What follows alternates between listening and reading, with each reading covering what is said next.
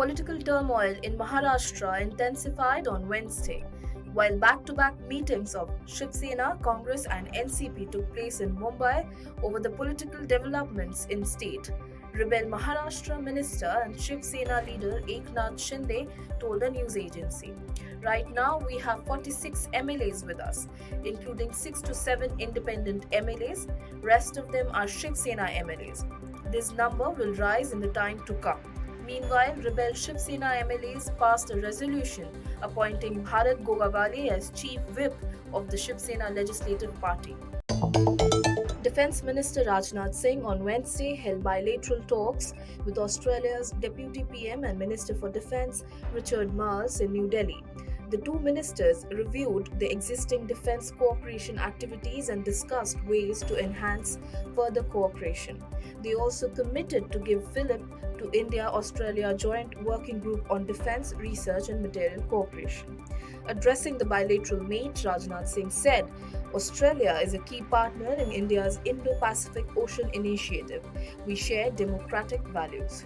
The Uttar Pradesh government, in a 63-page affidavit, said in Supreme Court on Wednesday that the demolitions carried out in the aftermath of Friday violence were not extra-legal punitive measures targeting persons of particular religious community linked to rioting.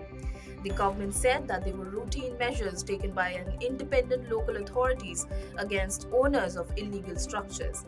The apex court had on June 16 issued a notice to the UP government seeking its response to a plea filed by Jamiat Ulama-e-Hind organization. Draupadi Murmu, who has been declared as the BJP-led NDA candidate for presidential elections, said on Wednesday that she was surprised as well as delighted by the nomination. I am surprised. I was not able to believe it. I'm thankful. Whatever powers are there for the president in the constitution, I will work accordingly. 64-year-old Murmu, who hails from Odisha, is the first woman tribal leader to run for the country's top constitutional post.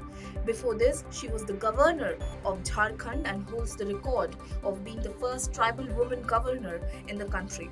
Murmu has also served twice as an MLA and once as a minister in Odisha.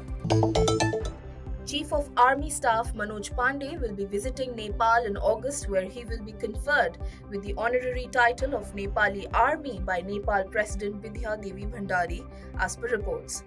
Meanwhile, Nepal's ambassador to India, Dr. Shankar Prasad Sharma, held talks with the Indian Army Chief on June 20. Tweeting about it, he wrote, "We discussed various aspects of bilateral defense cooperation and thanked the Indian Army for their continued support to Nepal. Notably, conferring the highest rank to the chiefs of each other's armies is a tradition that both countries have followed since 1950, after then Indian Army Chief General K.M. Cariappa had visited Nepal."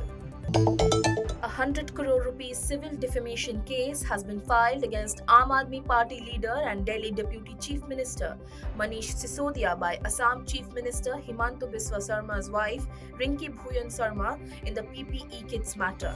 The case has been filed at the Guwahati Civil Court. Notably, Sisodia, in a press conference in Delhi, had alleged that the Assam CM had awarded contracts to supply PPE kits to companies of business partners of his wife and son at price above the market rate.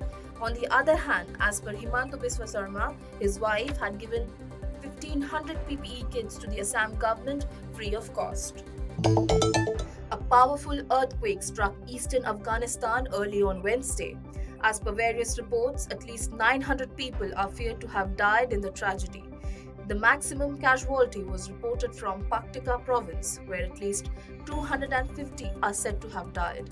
As per the US Geological Survey, the epicenter was near the town of Khost. The earthquake struck around 1:30 a.m. local time, when many people were asleep at home. The situation in Assam due to floods is serious. Nearly 90 people are reported to have died in the state and 32 districts have been affected badly. Also, nearly 55 lakh people are said to have been affected by the floods and over 2 lakh people are in relief shelters. Meanwhile, NDRF and other central and state agencies are continuously involved in rescue and relief operations. If need arises, then the army will be called in for help. The The Enforcement Directorate has attached immovable and movable assets valued at 26.93 crores belonging to EMTA Coal Limited and its partners and directors in a coal block case. Earlier too, the ED had attached properties worth Rs 136 crores in the matter. Notably, the Supreme Court had declared coal allocations made from 14th July 1993 to 31st March 2011 as illegal and arbitrary. Startups in India can generate 100 million new jobs.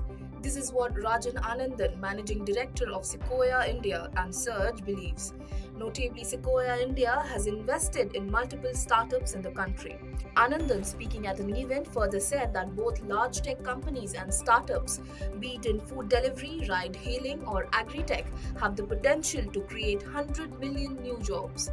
He added, India had over 40 billion US dollars funding last year. Over the next 12, 18, and 24 months, we will see underlying financial health of the startup ecosystem get much better.